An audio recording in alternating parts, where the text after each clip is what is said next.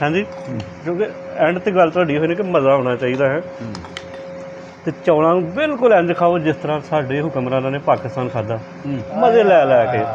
ते जे मज़ा ना आए तो मैं जिम्मेदार हाँ। ठीक है कि नहीं? नहीं नहीं, तुसीं भी आ जाओ। जट साहब इधर आओ, गल तो तुहाडे नाल करनी है। लो जी, गल वेले दी विच अज असीं बैठे हां चाचे दी बैठक दे विच। ऑन हो गया कैमरा? ते जनाब चाचे नूं असीं तंग भी बड़ा करदे हां ते चाचे दियां गल्लां भी सुणदे हां। ते लंगर भी चाचा थोड़ा जिहा नाल होना जगह ते। पता की गल है जट साहब? हाँ जी, ये तुहानूं खास गल दा नहीं पता। ये खाना तैयार करवाया भट्टी साहब ने कह के। चलो जी, भट्टी साहब दी मेहरबानी। ते भई दाल चौल खाने ने।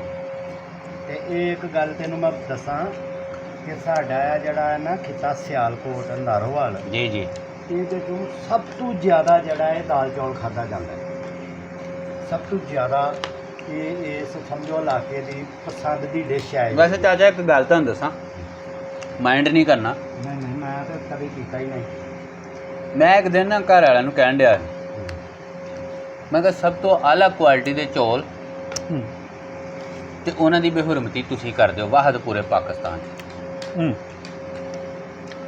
ਇਹ ਵਾਲਾ ਚੌਲ ਜਿਹੜਾ ਨਾ ਭੱਟੀ ਸਾਹਿਬ, ਪੂਰੇ ਪਾਕਿਸਤਾਨ ਦੇ ਵਿੱਚ ਪਿਓਰ ਤੁਹਾਨੂੰ ਨਹੀਂ ਮਿਲੇਗਾ ਸਵਾਏ ਨਾਰੋਵਾਲ। ठीक है। ਠੀਕ ਹੈ। ਲੋਕ ਖੁਸ਼ਬੂ ਵਾਸਤੇ ਚੌਲ ਇਸਤੇਮਾਲ ਕਰਦੇ ਨੇ, ਵਿੱਚ ਦੂਸਰਾ ਮਿਕਸ ਕਰਕੇ ਜਿਹੜਾ ਨਾ ਅੱਗੇ ਵੇਚਦੇ ਨੇ। ਤੇ ਮੈਂ ਕਿਹਾ ਯਾਰ ਜੇ ਅੱਲਾ ਨੇ ਤੁਹਾਨੂੰ ਖਾਲਸ ਇੱਕ ਸ਼ਾਇਦ ਦੇ ਹੀ ਦਿੱਤੀ ਹੈ ਤੇ ਉਹਨੂੰ ਇੱਜ਼ਤ ਦੇਣੀ ਵੀ ਸਿੱਖ ਲਓ। बिल्कुल। ਤੁਸੀਂ ਫੋਕੇ ਪਕਾ ਕੇ ਪਿੱਛ ਵੱਖਰੀ ਕੱਢ ਕੇ ਕੜੀ ਜੀ ਬਣਾ ਕੇ ਸਾਡੇ ਅੱਗੇ ਰੱਖ ਦਿੰਦੇ। ਇਹਦੇ ਤੇ ਤੁਹਾਨੂੰ ਮੁਖਤਲਿਫ ਨਾਂ ਆਉਣੇ ਚਾਹੀਦੇ ਨੇ, ਇੰਟਰਨੈਸ਼ਨਲ ਲੈਵਲ ਦੀਆਂ ਡਿਸ਼ਾਂ ਬਣਾਓ ਤੁਸੀਂ। ਕਿਤੇ ਜਨਾਬ ਅਫਗਾਨੀ ਪਲਾਓ ਬਣਦਾ ਹੋਏ, ਹੈਂ ਜੀ, अच्छा जट ਕਿਤੇ साहब, ਜਨਾਬ ਬਿਰਿਆਨੀ ਬਣਦੀ ਹੋਏ। मज़ा लेना चाहुंदे हो है?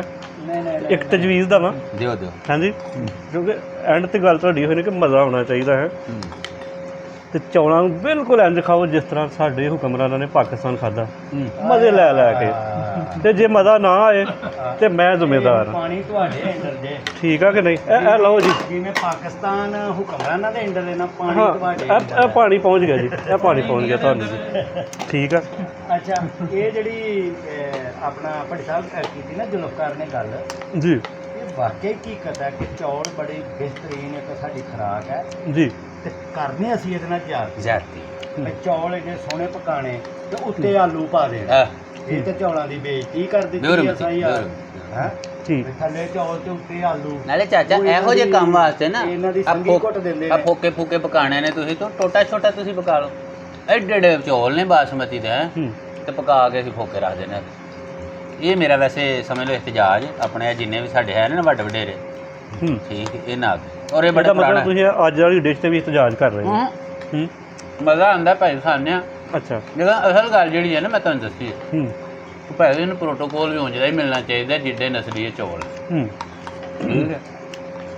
ਤੁਸੀਂ ਦੇਖਿਆ ਹੋਵੇਗਾ ਇਹ ਜਿਹੜਾ ਅੱਜ ਕੱਲ੍ਹ ਉਹ ਬੰਨੂ ਪਲਾਓ ਉਹ ਸੇਲਾ ਪੱਕਦਾ जी। ਠੀਕ ਹੈ, ਸੇਲਾ ਹੁੰਦਾ। ਅੱਛਾ, ਉਹ ਵੀ ਇੰਨੀ ਜ਼ਰੂਰਤ ਨਹੀਂ ਕਰਦੇ ਕਿ ਇਹਨਾਂ ਚੌਲਾਂ ਨੂੰ ਸਿਰਫ ਪਲਾਓ ਤੱਕ ਲੈ ਕੇ। ठीक है। ਭਾਈ ਇਹਦਾ ਅਫਗਾਨੀ ਪਲਾਓ ਬਣਦਾ ਹੈ, ਇਹਦਾ ਜਨਾਬ ਤੁਸੀਂ ਬਿਰਿਆਨੀ ਬਣਦੀ ਹੈ ਜਿਹੜੀ VIP ਕਿਸਮ ਦੀ, ਯਖਨੀ ਪਲਾਓ ਬਣਾਓ, ਕਿਤੇ ਨਲੀ ਪਲਾਓ ਬਣਾਓ, ਹੈ ਇਹਨੂੰ ਇੱਜ਼ਤ, ਇਹਨੂੰ ਮਾਣ ਦਿਓ ਭਾਈ। ਭਾਈ ਆਸਾ ਤੁਸੀਂ ਹੁਣ ਜਦੋਂ ਵੀ ਚੌਲ ਖਾਣੇ ਨੇ ਢਾਈ ਲਾ ਕੇ ਖਾਣੇ। हाँ बिल्कुल बिल्कुल। ਕੋਟ ਪਾ ਕੇ ਢਾਈ ਲਾ ਕੇ ਖਾਣਾ ਕਰਾਂਗੇ ਭਾਈ ਨੂੰ ਇੱਜ਼ਤ ਦਿਆ। ਨਹੀਂ ਚਾਚਾ ਇੰਨੀ ਇੱਜ਼ਤ ਨਹੀਂ ਦੇਣੀ, ਥੋੜੀ ਘੱਟ ਕਰ ਲਓ।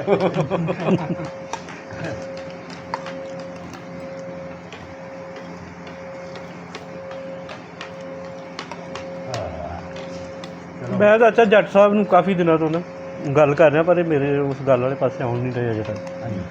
मैं इन्हों पुछना कि यार कोई बजट के हवाले नाल कोई सानूं दसो, बजट साढ़े आ गए ने, कोई माड़े लोगों वास्ते कोई चीज़ ਉਹਦੇ ਵਿੱਚ ਹੈ ਜਾਂ ਨਹੀਂ ਹੈ, ਇਹ ਗੱਲ ਨਹੀਂ ਕਰਦੇ ਪਏ। ਮਾੜਿਆਂ ਲੋਕਾਂ ਵਾਸਤੇ ਹੈ, ਦੇਖੋ ਪਤਾ ਨਹੀਂ ਕੀ ਵਜ੍ਹਾ, ਜਾਂ ਤੇ ਮੈਂ ਦੱਸਦਾ ਇਹਨਾਂ ਨੂੰ ਕਿਸੇ ਸਰਕਾਰ ਨੇ ਅੰਦਰ ਖਾਤੇ ਦੇ ਵਿੱਚ ਕੋਈ ਲਿਫਾਫਾ ਦੇ ਦਿੱਤਾ ਹੋਇਆ, ਬਸ ਜੋ ਵੀ ਸਮਝ। ਠੀਕ ਆ, ਜਾਂ ਇਹਨਾਂ ਨੂੰ ਕਿਸੇ ਨੇ ਡਰਾਇਆ ਵਾ, ਪਤਾ ਨਹੀਂ।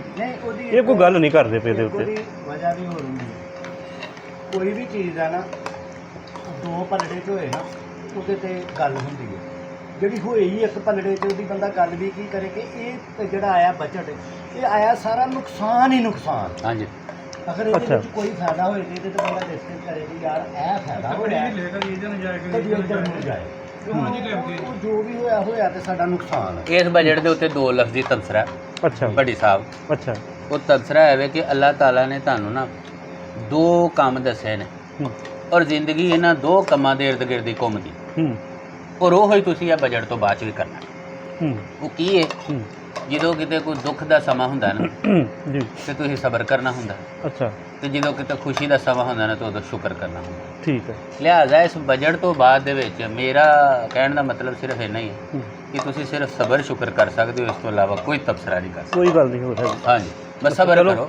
ਮੈਂ ਥੋੜਾ ਸਾਰਾ ਨਾਲ ਆਪਣੇ ਵੇਖਣ ਵਾਲੇ ਨਾਜ਼ਰੀਨ ਨੂੰ ਦੱਸ ਦੇਵਾਂ ਕਿ ਅਸੀਂ ਅੱਜ ਮੌਜੂਦ ਆ ਆਪਣੇ ਚਾਚੇ ਰਫੀਕ ਦੇ ਜਨਾਬ ਦੌਲਤ ਖਾਨੇ ਤੇ ਜਿਹੜੇ ਦੋਸਤ ਸਾਡਾ ਪ੍ਰੋਗਰਾਮ ਬਕਾਇਦਗੀ ਨਾਲ ਵੇਖਦੇ ਉਹਨਾਂ ਨੂੰ ਪਤਾ ਕਿ ਪਿਛਲੇ ਦਿਨਾਂ ਦੇ ਵਿੱਚ 2 ਪ੍ਰੋਗਰਾਮ ਸਾਡੇ ਚਾਚੇ ਦੇ ਨਾਲ ਜਿਹੜੇ ਨੂੰ ਆਏ ਨੇ। ਹਾਂਜੀ ਅੱਛਾ ਉਹ ਤੇ ਪ੍ਰੋਗਰਾਮ ਨੇ ਔਨ ਕੈਮਰਾ ਸਾਹਮਣੇ, ਤੇ ਜਿਹੜੀ ਮਜ਼ੇ ਦੀ ਗੱਲ ਆ ਉਹ ਵੇਖਣ ਵਾਲਿਆਂ ਵਾਸਤੇ ਇਹ ਵੀ ਕਿ ਸਾਡੇ ਪ੍ਰੋਗਰਾਮਾਂ ਦੇ ਬੈਕ ਐਂਡ ਦੇ ਉੱਤੇ ਸਾਨੂੰ ਚਾਚੇ ਹੁਣ ਸਪੋਰਟ ਕਰ ਰਹੇ ਹੁੰਦੇ ਨੇ। ਹਾਂਜੀ ਹਾਂਜੀ ਇਹ ਸਾਨੂੰ ਦੱਸ ਰਹੇ ਹੁੰਦੇ ਨੇ ਕਿ ਤੁਸੀਂ ਜਨਾਬ ਐਸ ਮੌਜੂਦ ਤੇ, ਔਰ ਇਹਨਾਂ ਦੀਆਂ ਗੱਲਾਂ ਬੜੀਆਂ ਵਧੀਆ ਤੇ ਬੜੀਆਂ ਚੰਗੀਆਂ ਹੁੰਦੀਆਂ ਨੇ। ਹਾਲਾਂਕਿ ਅਸੀਂ ਕਿਹੜੇ ਉਹਨਾਂ ਜ਼ਮਾਨਿਆਂ ਨੂੰ ਵੇਖਿਆ ਜੱਟ ਸਾਹਿਬ ਜਿਹੜੇ ਜ਼ਮਾਨੇ ਦੀਆਂ ਗੱਲਾਂ ਕਰਨੇ ਆ, ਠੀਕ ਗੱਲ, ਉਹ ਅਸੀਂ ਆਪਣੇ ਇਹੋ ਜਿਹੇ ਜਿਹੜੇ ਵੱਡੇ ਨੇ ਨਾ ਇਹਨਾਂ ਦੇ ਕੋਲ ਸੁਣ ਕੇ ਤੇ ਇਹਨਾਂ ਕੋਲ ਆਈਡੀਆ ਲੈ ਕੇ ਕਰਨੇ ਆ। ਠੀਕ ਹੈ।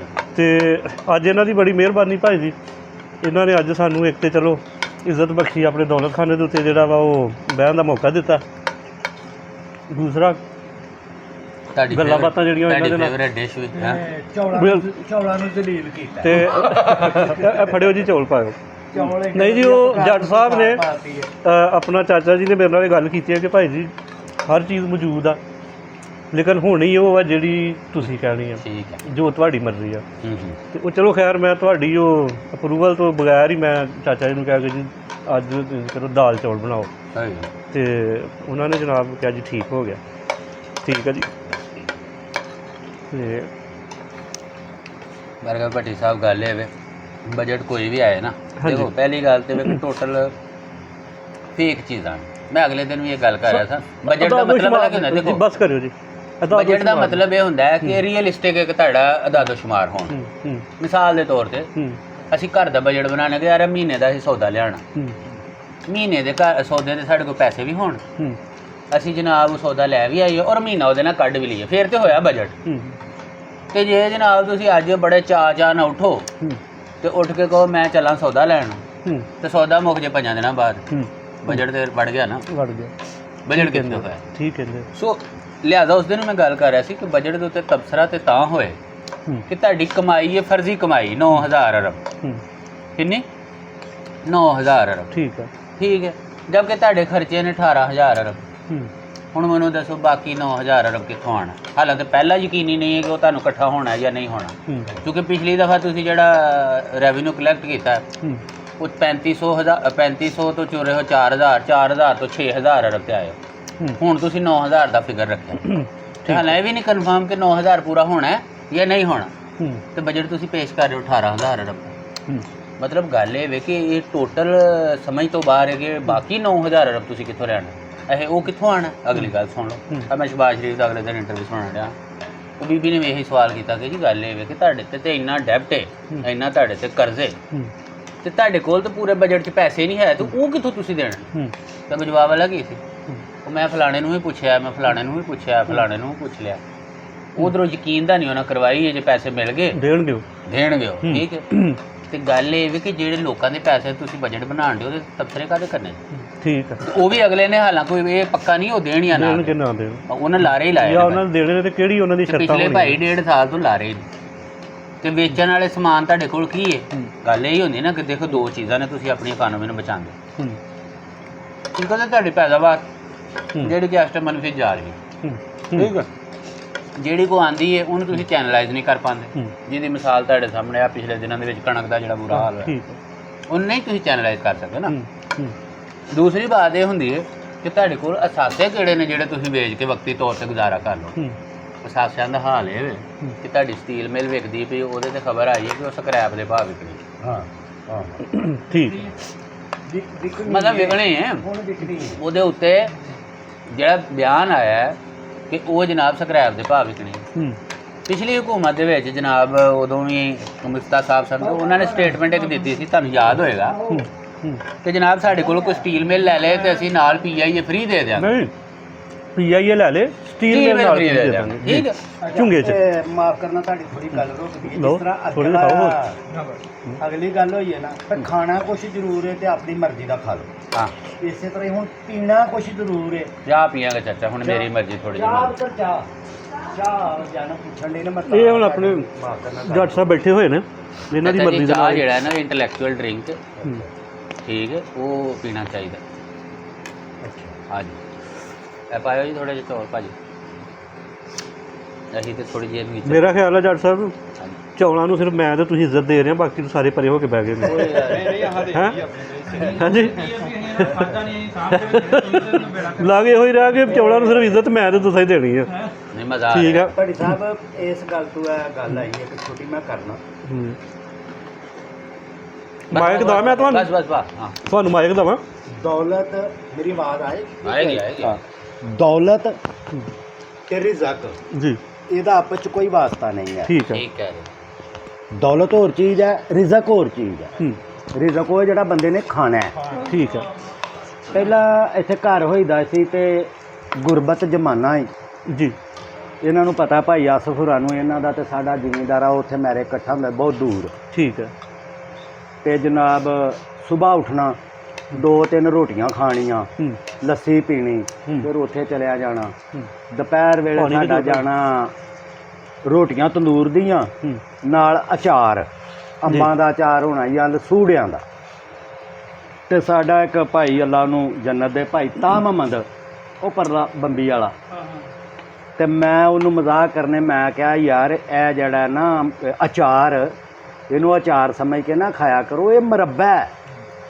ਮੁਰੱਬਾ ਵੀ ਇੰਜੀ ਬਣਦਾ, ਅਚਾਰ ਵੀ ਇੰਜੀ ਬਣਦਾ ਠੀਕ ਤੇ ਇਹਦੇ ਵਿੱਚ ਮੁਰੱਬੇ ਦੀ ਪਾਵਰ ਹੈ। ਤੇ ਉਹ ਜਨਾਬ ਏਡੀ ਦੂਰ ਤੱਕ ਜਾਣ, ਰੋਟੀਆਂ ਜਿਹੜੀਆਂ ਨੇ ਉਹ ਸੁੱਕ ਗਈਆਂ ਹੋਣੀਆਂ ਆਕੜੀਆਂ, ਉਹ ਲਸੂੜੇ ਦੇ ਨਾਲ ਭੱਟੀ ਸਾਹਿਬ 2-2 3-3 ਆਹੀ ਰੋਟੀਆਂ ਖਾਣੀਆਂ ਐਡੀਆਂ ਵੱਡੀਆਂ। ਫਿਰ ਸ਼ਾਮ ਘਰ ਆਉਣਾ ਤੇ ਫਿਰ 2-3 ਰੋਟੀਆਂ ਖਾਣੀਆਂ। ਮਤਲਬ ਪਈ ਇੱਕ ਦਿਨ 'ਚ 8-9 ਰੋਟੀਆਂ ਜਿਹੜੀਆਂ ਨੇ ਖਾਣੀਆਂ। ਤੇ ਗੁਰਬਤ ਇੰਤਹਾ ਦੀ, ਹੂੰ। ਗੁਰਬਤ ਇੰਤਹਾ ਦੀ ਤੇ ਰਿਜ਼ਕ ਕਿੰਨਾ ਖਾ ਰਹੇ ਆ, 8-9 ਰੋਟੀਆਂ ਖਾ ਰਹੇ ਆ। ਚਲੋ ਅੱਲਾ ਨੇ ਕੋਈ ਅਸਰਾ ਸਿਸਟਮ ਬਣਾਉਣਾ ਸੀ, ਉਹ ਬਣਿਆ ਤੇ ਮੈਂ ਡਸਕੇ ਚਲਾ ਗਿਆ, ਜਾ ਕੇ ਉੱਥੇ ਕਾਰੋਬਾਰ ਕਰ ਲਿਆ, ਕਾਰੋਬਾਰ ਸੈੱਟ ਹੋ ਗਿਆ, ਜੀ ਪੈਸਾ ਆ ਗਿਆ। ਜਦੋਂ ਦਾ ਪੈਸਾ ਆ ਗਿਆ, ਹੁਣ ਤੁਸੀਂ ਗੌਰ ਕਰੋ ਕਿ ਬੜੀ ਲੰਮੀ ਦਿਹਾੜੀ ਹੈ। ਇਹ ਮੈਂ ਚੌਲ ਥੋੜੇ ਤੁਹਾਡੇ ਨਾਲ ਤਾਂ ਖਾਦੇ, ਤੁਸੀਂ ਮਹਿਮਾਨ ਹੋ ਕਿ ਮੈਂ ਨਾ ਖਾਦੇ ਇਹਨਾਂ ਨਹੀਂ ਖਾਣਾ। ਹੂੰ।